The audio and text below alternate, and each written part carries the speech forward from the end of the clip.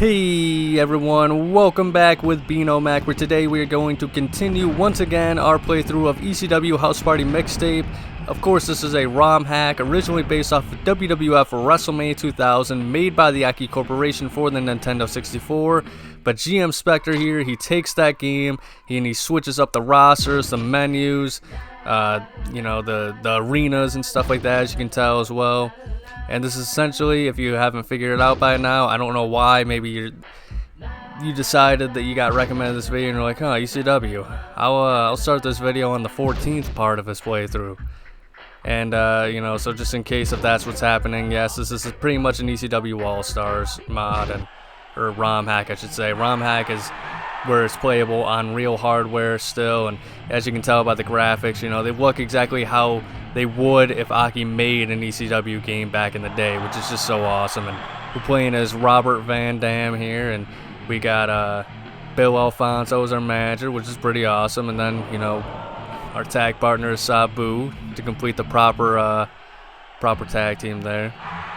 Actually just seen a very interesting video about Maven visiting RVD's home. And yeah, it's a pretty crazy place, needless to say, because I guess Maven one time said he was asked in an interview who was the smelliest wrestler was, and he said RVD was. And I don't know, I guess he tried to explain that it was because of the weed smell, but he just went on a weird tangent and brought up the fact that RVD didn't wear deodorant. He put baby powder on himself instead, and I don't know, it just it came out wrong. And I guess RVD actually kind of got legitimately irritated for a while and said they had nightmares about it, I guess, about Maven staring at his dick after he took a shower or something in the locker room. It's one of the weirdest internet beef things you will ever see or hear about, and I don't know, it's just a very strange thing. Even the video, it's obvious that they set it up together. So hey, let's squash this and let's make a video out of it, make some money and stuff like that. And RVD promotes his new thing that's going on right now. I don't know how new it is. It's the first time I've ever heard of it. It's called Only Wrestlers. And it's not entirely how it sounds, I guess. It's pretty much just another way for wrestlers to interact with fans and stuff like that. And obviously, OnlyFans, I guess RVD, he described it, he's 1/5 of the owners, I think he said. And he described it as they can put whatever content they want on there, but it's not strictly wrestlers are putting their butts out there for people to pay and see. Which, I mean, back in the day with Shawn Michaels at WrestleMania 14, I mean, we got that kind of stuff for free, but it is what it is, it's capitalist society. But yeah, even the way they set it up, they may even set it up as if he just visited RVD's house out of the blue, and hey, I wonder if this is Rob's real house, I think he buzzed the door or something like that, rich folks got. And Katie, his wife, RVD's wife I should say, came out and acted like he wasn't supposed to be there, and it's just kind of corny to me. But either way, we did get to see a lot, check up on RVD a little bit, in the modern day, and we got to see, his house, which I guess is, I think they're married, I'm pretty sure they are, but his wife Katie decorated their house, and it's interesting, you can tell that's how they're soulmates, man, because I mean, I looked at it and I was like, oh man, this is the RVD freaking house here, and it turns out she was the one who decorated it all, so I mean, sounds like everything's working out for them. RVD is definitely that dude, though, I'll give him that. I remember there was that time when, I don't know if it was Storyline or not, but I think it was in TNA when they were doing stuff on Twitch or something like that. They had their own channel, and one of the biggest things there was that RVD and Katie were just making I guess we'll call it racy or edgy, kind of content with, I think it was another model or something like that, where it was hinted that they were a couple or a throuple or something like that. All three of them were together and all that stuff. And I think a big part of it too was I don't know the details, but I guess RVD's first wife, things didn't work out very well, and I think he was very bitter about it. So I think that was kind of his way of showing off a lot. And I think at the time a lot of people were man, RVD's going through a midlife crisis, but once again, I don't know if that was like his character or not, but even if it wasn't his character, I mean, hey, RVD's the man. He's living his best life. So I mean, if he's even, I guess for whatever reason, they got like he's got like a podcast room, and it's like half his room with like a nice couch and his equipment, and then Katie has her room where she has like a makeup counter for her and her friends and stuff like that. And also, for whatever reason, I mean, that just shows it's definitely an RVD kind of thing too. And I feel like I look at it, and there's just like a strip pole that I guess she wanted in there and stuff. So they're definitely wild. I'll give them that. But it's just it's a pretty entertaining video. There's a lot that's covered. It's not just as simple as like a, hey man, it's a generic apology thing, or like, yeah, let's squash the beef. There's a lot of interesting content. And like I said, I mean, you should click on it just because, you know, just to see what RVD's house looks like. You know, it's definitely an RVD cave type deal. But I'll say this, man, RVD's a lucky man. Plus, it's just, even if it didn't have all that crazy stuff in there, I mean, it is just a nice house. So you can tell he's definitely a guy that's made his money in his career. And you always hear about, you know, wrestlers that make a whole bunch of money in their career, and then, you know, things don't always work out financially for them. So it's just nice to see somebody who, especially I thought, was very underrated in WWE and really in wrestling in general, and didn't get the spotlight that I feel like that he deserved, at least for not as long as he should have had it. You know, it's nice to see that he at least has, you know, the money and to enjoy and stuff like that, you know, the benefits of all the work they put in for us fans over the years. But that's on Maven's channel. If you haven't checked it out already, it is a pretty awesome video. And if you're wondering, yes, they do smoke weed together, so I spoiled a lot of it, but there's still a lot of it that I haven't really talked about in that video, and maybe some details I may have misconstrued, so check it out if you're interested. But we have our first victory here. We took out Psychosis, which was a honestly surprising match. I gotta say, a lot more difficult than I expected, but it is, you know, the final month here, so that's probably what the deal is. This next match is going to be a lumberjack match, though. Obviously, there's nobody outside the rings, but it's just, you know, if you get knocked out of the ring, you immediately need to come in. So I'm trying to kind of mix up the match rules for this final episode, just to kind of give a little more variety and stuff like that. Nothing really new, if I'm being honest, because I think I've kind of done every match I can at this point, but, you know, just something a little special for you guys, you know, some different kind of match types and whatnot. And if you want to figure out how to modify the match rules, you know, just like in every single one of these videos, man, that's in the description below for the codes on how to do that.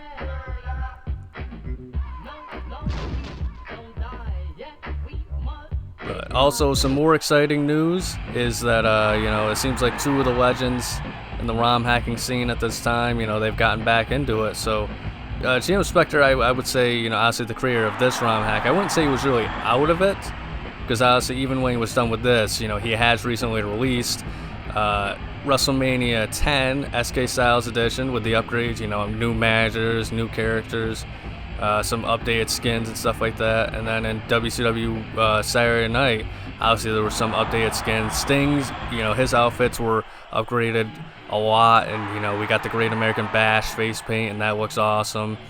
We got some new managers there that look awesome. It's just, you know, just small additions that add a lot to the game overall. And obviously, you know, with the SK Styles editions, you also get the addition of, you know, wrestlers carrying the belts to the ring, you know, all that sort of stuff. You know, I've gone over a lot in my earlier videos and stuff, but I believe, and I could be wrong because I listened whenever he uploads, I wouldn't really call it a rant or anything like that, but whenever G.M.Spectre, he uploads, you know, update videos and stuff like that. I think the last one he had, or when he released this ROM hack, was like, hey, I think I'm gonna, you know, kind of move on to other projects after the SK Style stuff. And you know, thankfully, you know, it seems like he's not giving up that easy. You know, he has a lot of ideas for different types of ROM hacks, you know, not just roster overhauls necessarily, but obviously he mentioned that we are going to have, you know, an update to Project Outsider, you know, since now that we have WWF No Mercy version 3 of the No Mercy Plus. by Retro Randy Price originally.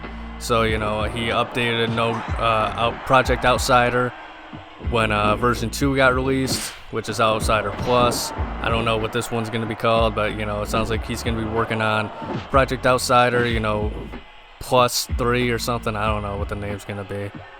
But obviously, you know, it's going to be a much bigger deal because it's going to be the ability to add quite a few more characters. I think he's planning to add some masks in there that he had in the original Project Outsider. They got cut in the Project Outsider Plus from, like, you know, he mentioned specifically like King from Tekken as one of the examples, and that's pretty awesome, especially since I could be wrong, but I think, you know, in version 3, I think Retro Randy maybe reactivated those Game Boy moves, but I've only briefly checked that stuff out, so I can't remember. I may be mixing it up with just, it's in the beta, so I'm assuming that it's in Project No Mercy Plus 3. But if that is, and then you can have King in there as well with the Game Boy move, because like he has the Muscle Buster where he jumps up high in the air and, you know, flies all the way down just like how in Tekken. That'd be freaking awesome, man. That'd be amazing kind of thing there. And even just the new redesigned menus and stuff like that. We got a little bit of that in version 2, but things are just so, you know, quality of life improvements in No Mercy Plus version 3. It's just an awesome looking thing there. So if you want to, I'm going to link G.M.Spectre's recent update video in the description below. So if you're interested in seeing what that's all about and, you know, what he's going to be planning for the future and some of his future ROM hacks that he has planned, as well as just supporting him overall, that's going to be in the description below. But maybe check out what G.M.Spectre is working on. Maybe take a look at what's in the pipeline. See a little bit of what the future of ROM hacking holds. See what is old become new again. Maybe find out that the real ROM hack was all the friends we made along the way. I'm sure you'll all check it out. Link in the description below. But sorry for that stupid tangent. Anyway, also another, you know, I mentioned it last episode. RagDas. I pretty much dedicated the whole freaking episode. You know, this is GM's work, and I pretty much dedicated the whole last episode to freaking some other guy's newest work and stuff. So I apologize for that. But RagDas, obviously I'm reviewing some of his ROM hacks now, and while I'm doing that, he has recently released WCW vs. NWO World Tour 9 Underground. And I just want to repeat, it is WCW vs. NWO World Tour 9 Underground. I think I've mistakenly referred to it as freaking 9 Unknown, 9 Unreleased, and all that other stuff. I don't know, I finally got it right though at this time. It's 9 Underground, and why it's called that is because RagDas, in the original WCW vs. NWO World Tour, without removing any other characters or replacing anything, he has just, you know, brought in new characters, new animations, I believe, that were just kind of like on the disc, or not on the disc, but on the cartridge. So, for example, Jushin Liger is in there now. The Great Muta, they were originally meant to be in WCW vs. NWO World Tour, but, you know, I think THQ was really worried about copyright, so they wanted, I think, I don't know, just maybe the lesser known Japan stars, because there were still a lot of big deals there, but like obviously at the time in America, I don't think those guys would have been known as much, whereas maybe like Jushin Liger and you know, the Great Muta, maybe somebody, you know, maybe they were just such big names that they wouldn't have been able to be implemented without worry of copyright or something like that. I don't really know why they were taken out. But we also got Andre the Giant in there, is now added once again. Once again, they don't replace anybody or anything like that. So just to see them in there, I mean, that's just really cool. Chono, Masahiro Chono, he is back in the game as well. You know, he was showed off and as like a playable character in the beta of WCW vs. NWO World Tour. So to see him come back is just, you know, a really cool addition as well. And he's just, you know, a part of the NWO stable. So a lot of cool stuff there, folks. But there are a few things, like not everybody has proper outfits. And that's because, you know, they were going to be the copyright versions of those kind of characters. So You know, for example, the Great Muta is Bad Blood instead of the Great Muta. And I think his like costume color is like blue or something like that, or maybe it's like white. I don't know, but like it's obviously not like the one that you would come to expect. Like there's a lot of those characters, they don't have costumes, like alternate costume. It's just the one costume and stuff like that. And I guess it's also the one and only ROM hack that I've heard that is, you know, it stretches it so far that like it's not playable on real hardware. I think they said he wants it at some point to be playable on real hardware. It's just such a big deal though to have those characters completely new added. I think the only other person to have done that is Retro Randy Price. So I don't know what the process, how that process works or anything like that. Obviously, if it's only been done like twice at this point, it's obviously a really big deal, but we'll see just what happens with it, you know. I mean, I think RagDas, you know, like I said, he doesn't do like these big, you know, crazy texture mods. For him, it's about showing what we're capable of at this time, you know. And unreleased or Underground 9, there I go again. WCW versus NWO World Tour 9 Underground. It's just another like showcase of that, you know. Because I remember I keep up with his videos still, and I remember him seeing like a video like a month ago about him adding. Wait a minute, what the hell is this?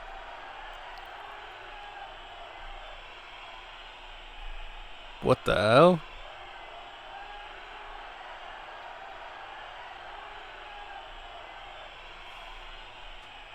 Owner's rights. Fuck did I ever do to you? Why the hell is Raven of all people have the chance to strip me of my title? And why of all people is it goddamn Nunzio? For God's sakes, I'm tired of fighting this guy every goddamn month. I think there was literally one. I think him or Taz are the two people I fought the most by far. And I think it's Nunzio. Or Little Guido. Because I've had to change his outfit so many times, I just don't even have an outfit choice for him. But I won the Battle Royal. I thought that if you won the Battle Royal, you don't get stripped of the title. You still carry it all the way to WrestleMania. But I don't know. Let's just kick Raven's ass. This match is, by the way, is going to be a first blood match. The last two were pretty long, so hopefully this one will be a quick one.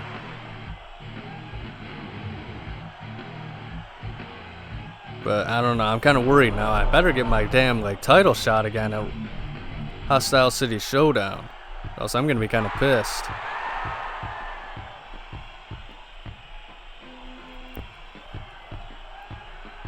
I don't know, I could have at least given the belt to frickin' Steven Richards. Or Stevie Richards, my bad, folks. Don't throw your pitchforks at me. Jeez, I don't even remember what my... damn, I don't even know what the hell I was talking about now. It was a RagDas mod, but... By the way, just...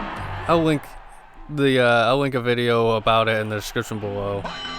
Oh yeah, it was Andre the Giant. I was seeing a month ago about how he added Andre the Giant to the game, and I just thought it was something like, oh hey, here's a cool thing we can do, because he does that a lot. Like I mentioned, like he put in like revenge textures in WCW versus NWO World Tour just to show that it's possible. But like honestly, there was never any sort of ROM hack that was made from that. So I just kind of figured like, oh, you know, that's kind of cool. You know, I didn't, especially since RagDas, I believe, I believe that it was said on like Twitter or something like that, or maybe it was like from a bunch of different people that said RagDas was done with the game. He was, you know, Salvo was going to be his last one, which I'm actually reviewing tomorrow, by the way. So it's pretty cool to see that these guys are coming back and whatnot. You know, after, you know, hearing hints of them saying that they were done with the ROM hacking game, you know. So we got two legends of the scene coming back. So it's always good, but RagDas, he wants to make these things, show people these things are possible, and then, you know, seems like he wants to help other people figure out how to make their own ROM hacks and whatnot. There we go. We got a quick victory here, folks.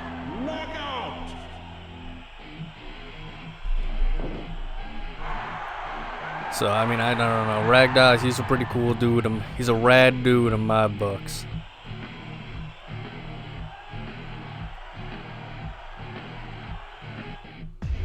But I think that's pretty much all the news that we have at this point in the week here. So,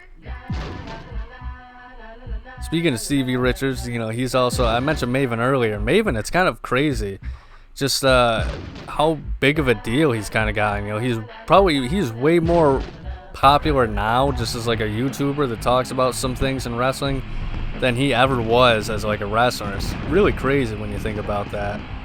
It's also crazy because I always used to hear rumors about Maven back in the day, where apparently after his WWE career he was very bitter, he was very angry, and I think it was after his I don't think he's talked about it too much. I know he has said that like he was a nightclub bouncer or something like that after a while.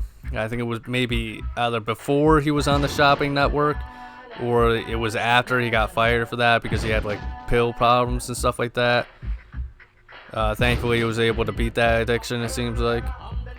And apparently he had a very bitter view of life for the longest time. And you know, I think when fans would recognize him, they asked him, you know, about his wrestling career, and I guess at the time when he was a nightclub bouncer, he just wanted nothing to do with it. He didn't want any part of it. He regretted his wrestling career and all that stuff. And that's just rumors I've heard from various people at the time. So it's really cool to see that, you know, he's kind of you know, through this opportunity on YouTube, he's kind of come to love his wrestling stuff again. And you know, he does seem like a respectable guy. On one hand, it's kind of like, you know, he is a respectable guy, and you know, he's very personable and cool, and you know, really nice guy. But there's also like a little bit of, when you kind of like read between the lines of like things that he says, it sounds like he's also kind of still has that slightly easily irritable attitude, and he's gotten like arguments with you know, a few people, you know, whether it be like a guy at the airport or like a guy at the gym or something like that. And I don't know, the way he describes it, you can kind of understand it, but it definitely does seem like he has a quick to anger kind of temper sometimes. You just never see it on screen, obviously, but I don't know, I wonder what that's all about. But like I said, I mean, it's just natural human. You know, we all get in arguments sometimes, and you know, for him to have to deal, even he's not the, you know, he himself doesn't consider himself to be the biggest wrestling star of all time or anything like that, but you know, even he has to deal with you know, fans and maybe people that have no respect or common courtesy or common sense at various points either. But he had, you know, to his credit, he has just gone on to describe these incidents himself, and you know, says that he wish he could have handled them better and stuff like that.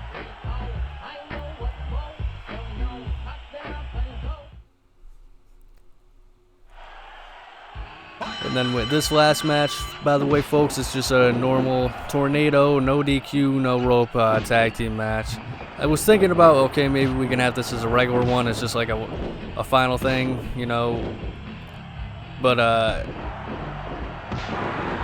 feel like that just for this, you know, ECW especially, just tornado tag matches, not only they're just so much more fun to play in this game than the you know, the regular tag matches, but it just feels like I don't know when I'm going to be able to consistently get away with like just having tornado tag matches all the time, and having it make sense, if that makes sense. You know, honestly, like they wouldn't fit for, you know, the WrestleMania 10 or WCW Saturday Night Mods or ROM hacks or whatever, so I'm going to get them out and have fun with them while I can, you know. Stevie Richards is also someone that has gotten considerably more popular off of his podcast career than his wrestling career. Because I mean, he was pretty good, I think. You know, he was very entertaining to watch. A lot of people hate Right to Censor. I really liked it. Even their song, you know, if you listen to those sirens and you get past it, you can hear a little beat in the background. You know, that kind of bop my head too. The you know. But I thought that a lot of people say it was like a stupid idea and they hate it and stuff like that. I don't know. I never understood what those people were thinking. Like, what better heels to have in the Attitude Era, like legit heels, than the guys telling you that all this stuff that's making the Attitude Era great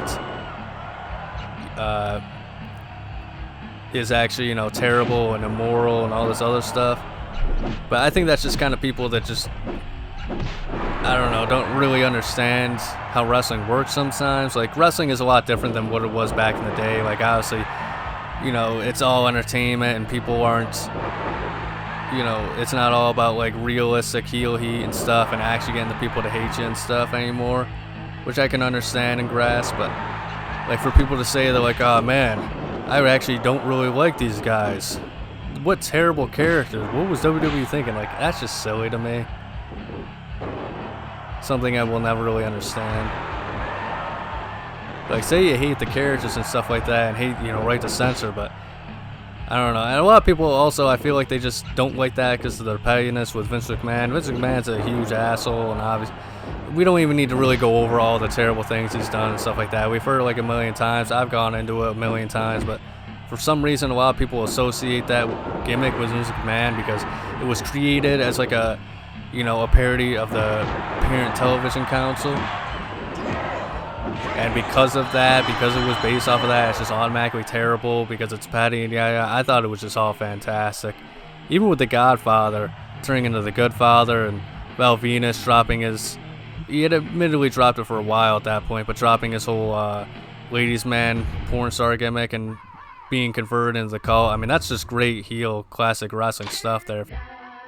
Thanks for watching, guys, and if you enjoyed, please like and subscribe. Next Saturday will be the finale of this playthrough at Hostile City Showdown, where I will hopefully regain my ECW World title. Tomorrow I review RagDas' Virtual Pro Wrestling Salvo and Revenge ROM hacks, but above all else, please remember to have a nice day.